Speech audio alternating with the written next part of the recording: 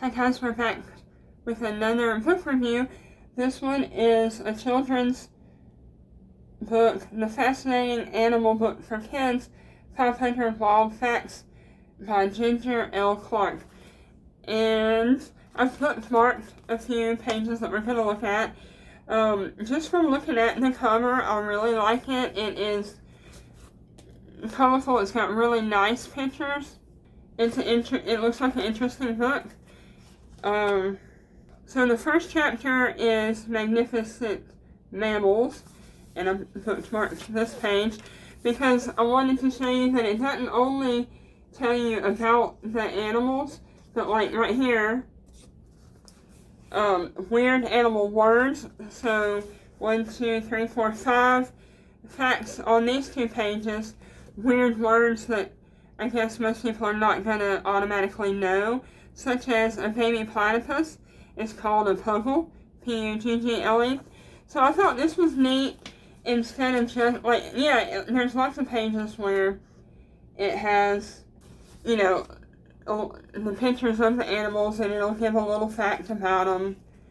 But it's doing more than just showing you a picture of the animal, I guess. Right? The next chapter is Creepy Crawlers, and now I didn't see anywhere in this book where it said what age group it is targeted to, so I don't know if it's meant to be elementary school or around middle school, but it says kids, so I'm assuming that that's going to mean like elementary school, and this does seem like the perfect book for an elementary school age child. I liked this one. I want you to see that. So this page is tasty bugs. So it says around 2,000 insect species are considered edible for humans, and I can just imagine a little kid seeing these little worms inside of a hamburger bun and, you know, thinking it's funny and going, ew, that's gross. And I mean, yeah, this is geared towards children, and I love the way it's laid out and the kind of really interesting artwork. It's not artwork, it's pictures, but you know what I mean. That it's really going to capture the interest of the children, I think. It's not making it boring.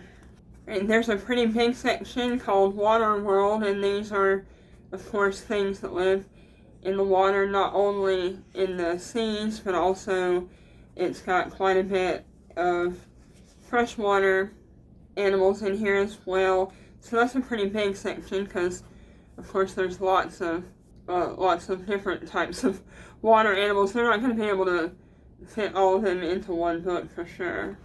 And then we go into scaly things, so we're looking at chameleons and snakes. Next section is amazing amphibians, and of course they've got to put an axolotl in there because that usually is, anywhere you see anything that's got anything about weird animals, there's going to be an axolotl in there. Now, I am a frog person, and I do have one problem with their entry about poison dart frogs. And since this is not exactly true, it just makes me wonder how much of some of the rest of the material in the book might be not exactly true.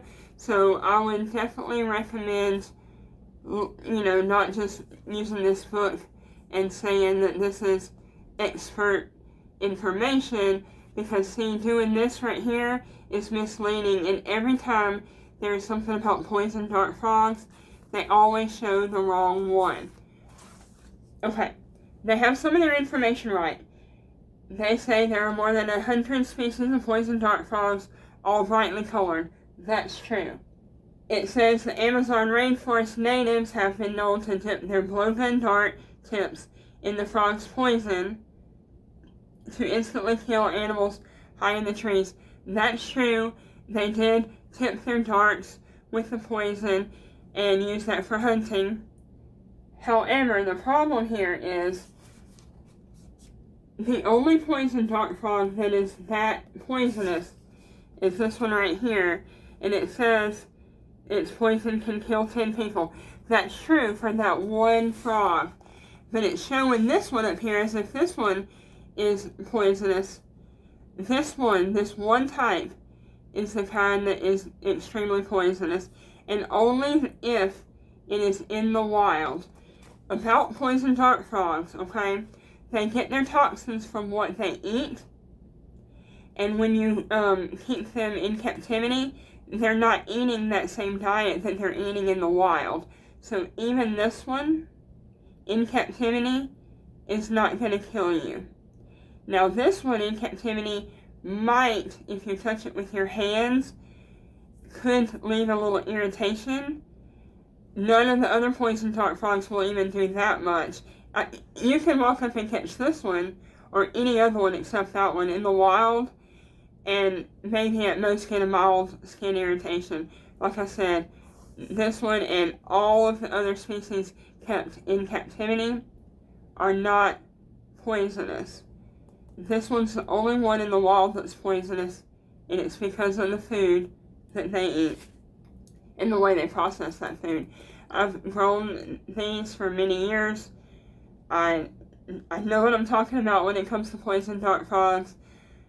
Yes, you shouldn't handle frogs by hand anyway, because their skin is osmotic, which means things soak in through their skin.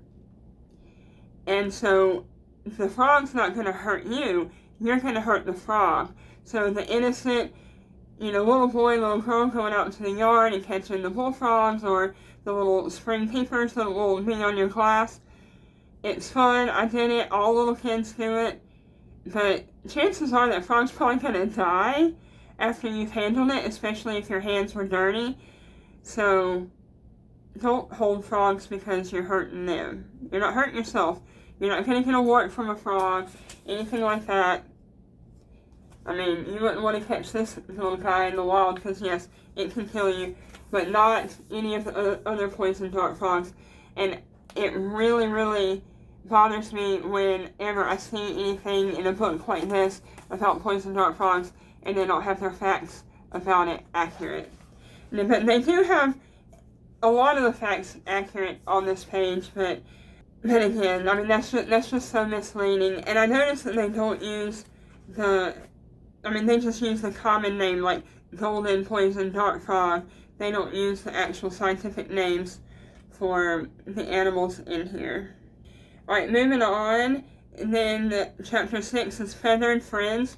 So, of course, that's about birds. And that's it. There's 6 chapters. Alright, so I'm reading the author's bio. It doesn't say that she has a degree in anything. I mean, it doesn't list.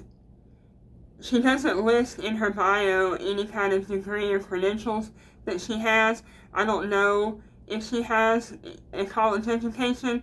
She doesn't list it. But since she doesn't list it, then this tells me that she is not an expert on the subject.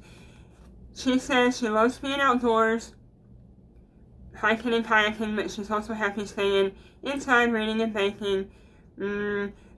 She enjoys traveling to schools to give author presentations, but staying home, researching cool science stuff, and writing in her pajamas is her dream job. So you don't have to have, a master's or a PhD in science to be able to research and to come up with facts. So that's okay. But it does make it a little more difficult to make sure that you're getting the right facts, such as with the frogs. I think I have no complaints about this book other than the frog, specifically the poison dart frog, and that's because I am an expert on that subject and it's something that I know a lot about. And for all the rest of the animals, I'm just taking the author's word that she got her research right and got her facts straight, and that's where it can be dangerous to just, not research properly. Because now if a little kid is looking through this book, they're going to see that picture, and they're automatically going to think that all poison dart frogs are poisonous and can kill you, and that's just not true. So then, I would love to be able to just take all the rest of the facts, at face value and to believe them, but since I know that that one fact is not true exactly, it just makes me wonder if there's any other ones that might be a little misleading in this book as well. But other than that, I actually really like it, and I don't want to give it a bad negative review just because of one page. But I hope I've made myself clear about why I'm saying that, so I don't want to, keep beating a dead horse over that. Lovely pictures, really beautiful book, and I think any child that's into science and into animals would really like this book. So I'm going to be putting it into a little free library near me, and so hopefully some little child will be able to enjoy this book. Thanks, I'll see you in the next video.